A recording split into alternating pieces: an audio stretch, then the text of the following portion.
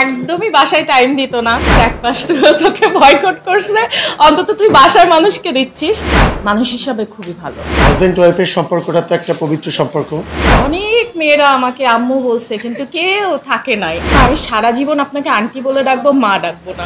ওর নিজের boutique house আছে, shop আছে। একদিক থেকে আমরা ফ্যামিলির মানুষ খুবই খুশি হয়েছি, কারণ সে একদমই বাসায় টাইম দিত না। তার মা, আমি, তারপর হচ্ছে ফুল ফ্যামিলি। সে কখনোই এই শিল্পী সমিতি, ফিল্ম এগুলো নিয়ে সবসময় বিজি থাকতো। তো একটা সময় আন্টি মানে বলেই ফেলেছে যে ভালো হয়েছে এক মাস ধরে তোকে বয়কট করছে, অন্তত তুই বাসার মানুষকে দিচ্ছিস। তো এই এক মাস ফুল ও ফ্যামিলিকে দিয়েছে, বাচ্চা, আমাকে, ওর মাকে, সবাইকে ও সময় দিয়েছে। আমাদের একদিক থেকে ভালোও লেগেছে, একদিক থেকে খারাপও লেগেছে। হ্যাঁ, ও সব সময়ই যখনই সময় পায় ফ্যামিলিকে দেয়, কিন্তু মাঝে মধ্যে হচ্ছে প্রেশারের জন্য পারে না আসলে। যখনই দেখা যাচ্ছে যে একদিন সময় পেলো, ও আমাদেরকে নিয়ে বিজি থাকার ট্রাই করে, ফ্যামিলিকে দেওয়ার ট্রাই করে। সো এক মাস হিউজ, অনেক ভালো একটা সময় ছিল। সেটা ওর জন্যও ছিল, ও ফ্যামিলিকে অনেক টাইম দিয়েছে, আর আমাদের তো আছে। আমার গোয়ালের গরুকে তো আমরা ভালোই বলি। না, আমি জীবনেও বলতাম না যদি ভালো না হতো, সবাই জানে। সেটা হচ্ছে রাগটা একটু বেশি, মানুষ হিসাবে খুবই ভালো। আর রাগ বেশিক্ষণ থাকে না, 5 মিনিট বড় জোর। দেখা যাচ্ছে আমার সাথে একটু রাগারাগি করছে, রাগারাগি করবে, 5 মিনিট পরে সে এসে বলতেছে এটা করো এটা করো। আমি তোমার সাথে আমি একটু আগে ঝগড়া করছি। হ্যাঁ, তো এরকম একটা ব্যাপার।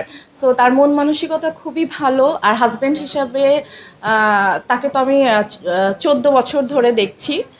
সো হাজব্যান্ড হিসাবে সে 99%, আর বাবা হিসাবে সে 100-এ মানে 100%।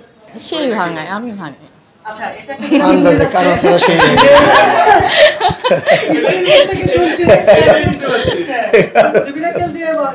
একজন আরেকজনকে ডিপেন্ড করাটা আর হাজব্যান্ড ওয়াইফের সম্পর্কটা তো একটা পবিত্র সম্পর্ক।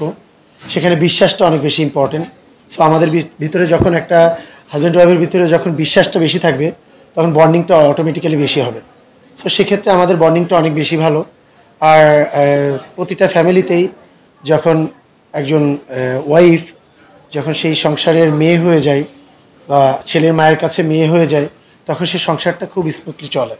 তো সেদিক দিয়ে আমি অনেক হ্যাপি যে আমার ফ্যামিলি সবাই মিলে একটা ফ্যামিলি আর কি। আমার ফ্যামিলির ভিতরেও কখনো ছেলের বোন, আমি ইভেন মানে আমাদের সম্পর্ক এত আগের, ফ্যামিলিগত সম্পর্ক তো আগে থেকেই, যার জন্য আমি ওর মাকে আন্টিই বলি, কিন্তু এখনও ও আমার আম্মুকে আন্টিই বলে।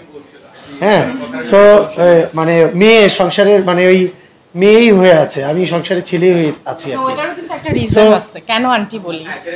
যখন ওর সাথে মানে আমার একটা রিলেশন গ্রো হয়, তখন ওর আম্মু বলে যে আন্টি আমাকে খুবই মানে, ওকে খালি বলে যে ও যদি বলে আমি একটা বাইরে যাচ্ছি, ঢাকার বাইরে, বলে নিট থাকবে তো, বলে হ্যাঁ তাহলে ঠিক আছে যা তুই যা, এরকম ব্যাপার। তো উনি আমাকে বলেছিল যে অনেক মেয়েরা আমাকে আম্মু বলছে, কিন্তু কেউ থাকে নাই। ঠিক আছে, ও থ্রুতে মানে ওকে পছন্দ করে, এর জন্য অনেক মেয়ে তাকে মা আন্টি বলে মানে মা আম্মু বলে ডাকছে, কিন্তু কেউ থাকে নাই। তুমি কি থাকবা? তা আমি বলছিলাম আমি সারা জীবন আপনাকে আন্টি বলে ডাকবো, মা ডাকবো না। হ্যাঁ, সো এটার জন্য কিন্তু এখনো পর্যন্ত আন্টি না। অ্যাকচুয়ালি এখন যেটা সেটা হচ্ছে যে সবার আগে তো পরিবার। সো আমার বাচ্চা যেহেতু আছে, আমার বেবি যেহেতু আছে, আমার আম্মু একা, আমার 2 ভাই, ছোট ভাই জার্মানি থাকে, সেহেতু ফ্যামিলিরও একটা সাপোর্ট দরকার। সেক্ষেত্রে তো সবাই যদি বাসার বাইরেই থাকি, আমি আমার পরিবারটাকে তো একজন না একজন দেখতে হবে। সো আমার বাচ্চাকে টেক কেয়ার করতে হবে। বাচ্চাকে টেক কেয়ার করতে গেলে অবভিয়াসলি আমি বাবা বাইরে থাকলে তো মাকেই করতে হবে, আর আমার মাকেও করতে হবে। সো সেই জায়গাগুলোর দিক দিয়ে তো কাজে বের হওয়ার কোনো স্কোপ নাই। তবে আলহামদুলিল্লাহ ওর নিজের বুটিক হাউস আছে, শপ আছে। তো ওইখান থেকে আমার থেকেও বেশি সাকসেস আমার কাছে মনে হয়েছে আর কি। ও আমাকে কখনোই বলে নাই তুমি অভিনয় করতে পারবে না, তুমি ফিল্মে কাজ করতে পারবে না, কখনোই না।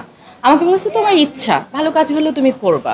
বাট আমি কেন জানি আলটিমেটলি আমাকে নিয়ে খুব বিজি হয়ে গেলাম। আমার বেবি হলো, তারপরে তাকে নিয়ে বিজি হয়ে গেলাম। আমার বিজনেস আছে একটা আলহামদুলিল্লাহ, সেটা নিয়ে আমি বিজি হয়ে গেলাম। সো সব কিছু মিলিয়ে না আর হয়ে ওঠা হয়নি, যে মানে কাজ করে মানে ওঠা হয়নি। তো ও আমাকে কখনো পার্সোনালি বলে নাই যে তোমার সংসার সামলাতে হবে, তোমার সবাইকে সামলাতে হবে, তুমি কাজ করতে পারবে না, এটা কখনোই বলে নাই।